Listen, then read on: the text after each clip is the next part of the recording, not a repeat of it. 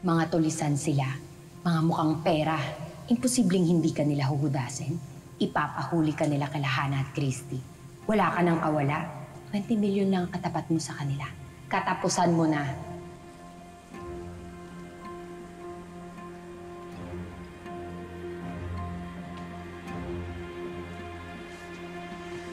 Akin yun. Ano ba? Ibalik mo sa akin yan! Sinong kinakausap mo, ha? Tarantado ka! Sinasabi mo na sa kanila kung nasan ako? Bakit mo ginawa yun? Hindi ako papayag na sabihin mo sa kanila kung nasan ako. Paraning ka na talaga! Baliwa! Sakap na. Akin na yan. Balik mo sa akin yan! Hindi! Hoy! Ano ba kayong pera? Wala akong tiwala sa'yo! Shaira, ano bang problema mo? Eh, di nababaliw na. Ikaw saan ka galing, ha? Kinausap mo na sila, no? Si Hana? Si Christy? Nilaglag mo na rin ako? Eh talaga palang nababaliw ka na eh, no? Lumabas lang ako, kumuha ako ng supply at nakibalita na rin ako kung anong lagay ni Alakdan. Totoo ba yung sinasabi mo? Uulitin ko, Shaira. Walang manglalaglag sa'yo dito. Kaya tigilan mo yung kapraningan mo. Hindi na yan nakakatulong sa grupo. Wala akong tiwala sa'yo. Problema nga yan. Pero hindi na namin problema yan. Tama! Dapat si Alakdan ang iniisip natin. Dapat. Mag-isip tayo ng paraan. Paano siya makakawala? Wala akong pakikialakdan.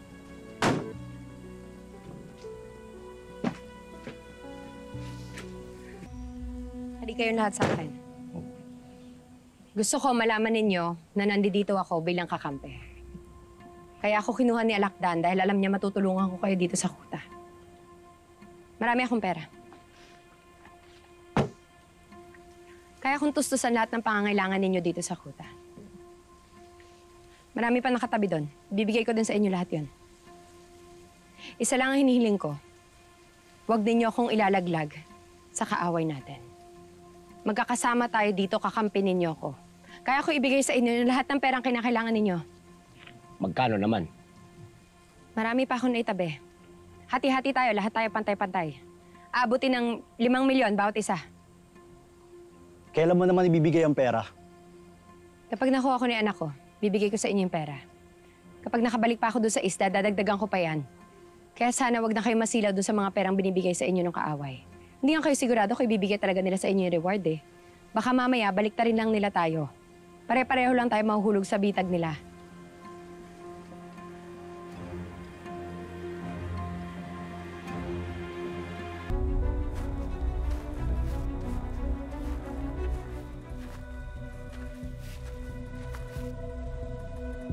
Anong ginagawa mo dito? Bitawan mo ako! Bitawan mo ako sa... Anong akala mo? Ha? Sento na kami sa pera mo? Mas malaki pa rin ang 20 million. Kaya humanda ka. Magkikita na ulit kayo ng asawa mo. Sasako yan! Kayo! Mga hudas kayo! Bitawan niyo ako! Pakawalan niyo ako dito! Bitawan niyo ako! Pakawalan niyo ako dito! Tulong! Pakawalan niyo ako! Mga hayop kayo! Patahimikin mo! Tulong! Tulong! Pumigil kayo. Tigil! Mariposa! Hindi dapat tayo nagpapaloko sa babaeng to. Oo nga. Mas malaki pa rin bigay ng kaaway niya. Wala tayong atraso sa mga yon. Tsaka wala naman tayong pakialam sa babaeng to. Kahit pa, ayoko nang gawain ganito sa samahan. Hindi tayo dapat nagtataksil sa isa't isa. Bakit? Nagtaksil ka rin naman noon kay Alakdan na. Nung kumampi ka sa bihag nila. Pinakawala mo pa nga to eh. At saka, pinatakas mo pa to ayon sa kwento. Dahil, naglandi ka. Tarantado ka!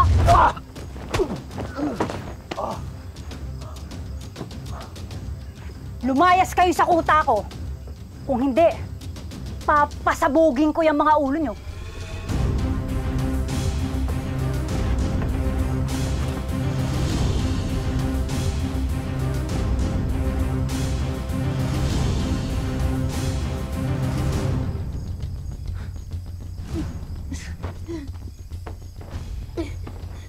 Makawalan mo ako.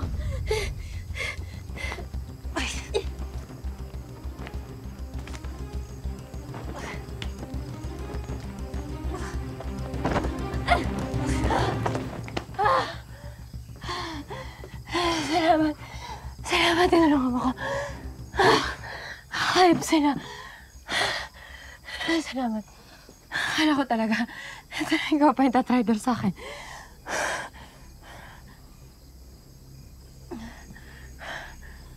Tama si Anay. Minsan ko nang tinraidor si Alaktan, pero wala ding magandang pinatunguhan. Siguro nga, nagbago na ako. Ayoko na sa taksil at ahas. Oo, buwisit ako sa'yo. Pero hindi ko na hayaang may mapasama sa grupong ahas at taksil. Alam mo, masaya-masaya ako ngayon. Dahil hindi na ako malalayo kay Jeremy. At lagi ko na siya makakasama. Tama ka. Kasi hindi na rin kami matutuloy. Hindi na rin kami aalas, Leon. Pero wala pa rin tayong katahimikan. Dahil habang nabubuhay si Shaira, mananatili pa rin siyang panganib sa ating lahat. Kaya Leon, please, tulungan mo na lang kami ni Hana na mahanap siya.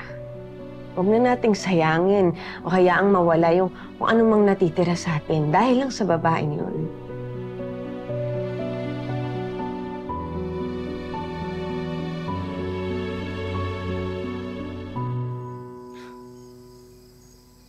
Nailigtas kita ngayon. Pero hindi ko na alam sa mga susunod. Posibleng hindi lang sina Anay at Tarsier ang nagnanasang kumuha ng perang na pinatong sa ulo mo ni Hana at Christy. Mariposa, magtulungan tayo.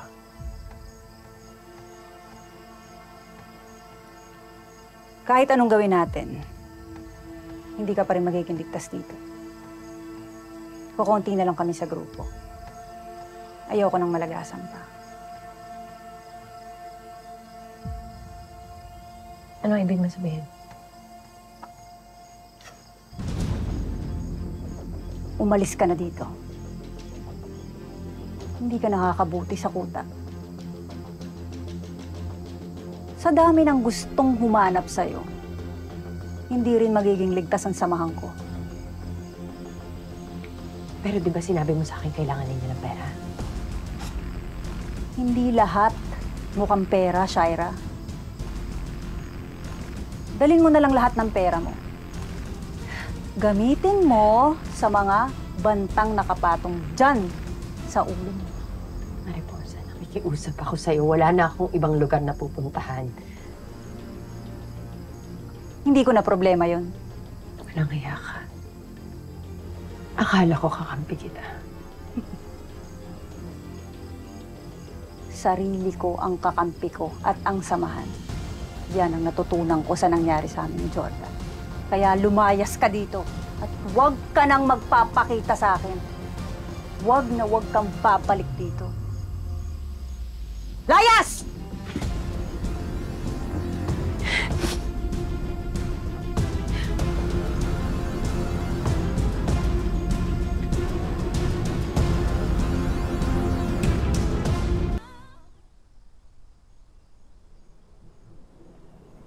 Sana nandito ka, usap. Sana tinutulungan mo ako. Ayos na kami, Christy. Ayos na kami ng anak ko. Mahal na mahal ko ang pamilya ko at hindi ko sila hayaang mawala sa akin.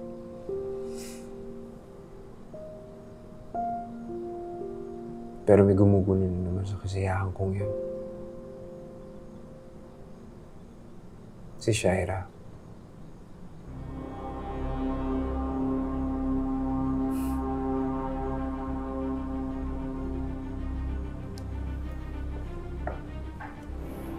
Kamali ako ng desisyon eh. At sa pagkakamali kong yun, hawak na naman ako sa leeg ni Shaira.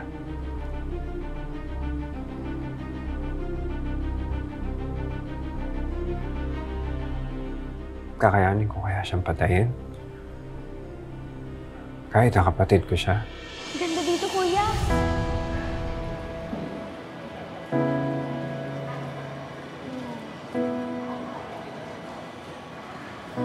Kuya.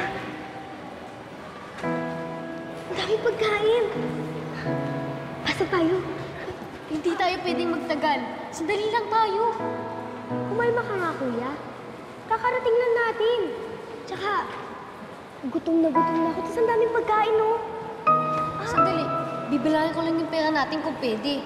Sa 3, 4, Bilis, kuya. 6, 7, 8, 9, 10, 11. Mukhang kukulangin to eh. Hayaan mo na, kuya, kung bahala. Uy, alam ka lang. Diyan tayo mapapahamak sa kayabangan mo eh. Kuya, hindi naman natin kasalanan na mahihirap tayo eh. Kaya dapat, kunin na natin ang makuha natin. Hindi sa maling paraan. Tignan mo, ang daming tao. Ako nang bahala, kuya. May pagka...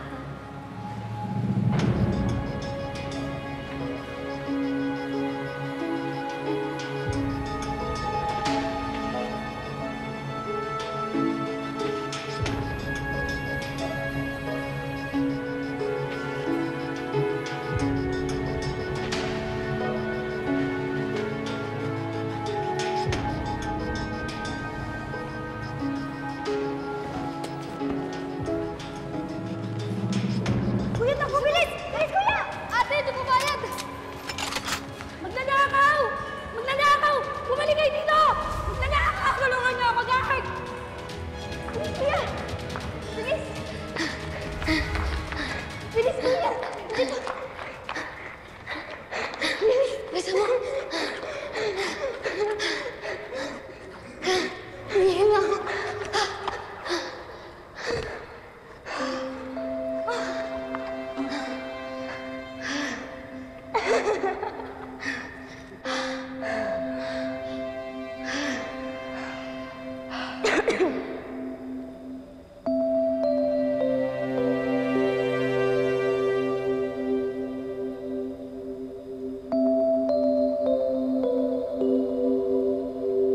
Ako talaga, huwag mo nang gagawin ulit yun ah. Sa kumakain na tayo. Sabi ko naman sa'yo eh, hindi pwede yung ginagawa mo. Na pag gusto mo, basta-basta mo nalang kukunin kahit hindi sa'yo. Okay na yung kuya. Kumakain na tayo. Ano naman kuya?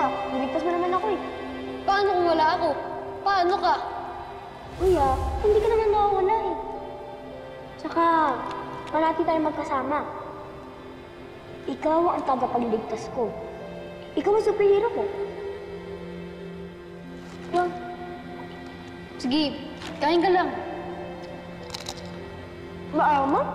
Yun, sige kain ka lang. Bakit tayo mo kumain? Okay lang si kuya. Yan nga, kulang pa sa'yo eh.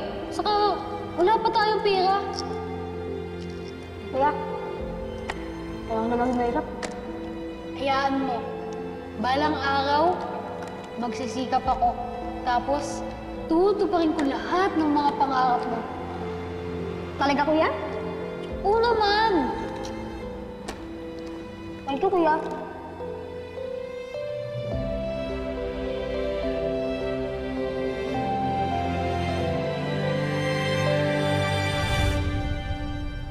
Hindi mo ba naisip na kapag nakulong ako, malalaman din ng kasama kita, malalaman ni Christy na ikaw ang nagsabi sa akin kung nasan sila. Malalaman niya na kasabwat kita kung bakit namatay yung nanay niya.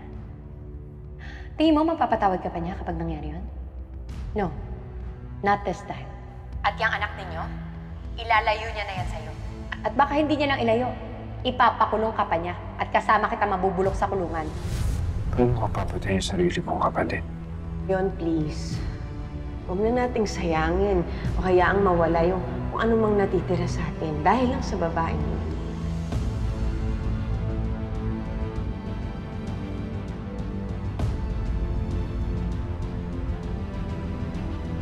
Para sa katahimikan ng lahat. Kailangan ko nang gawin yung tama.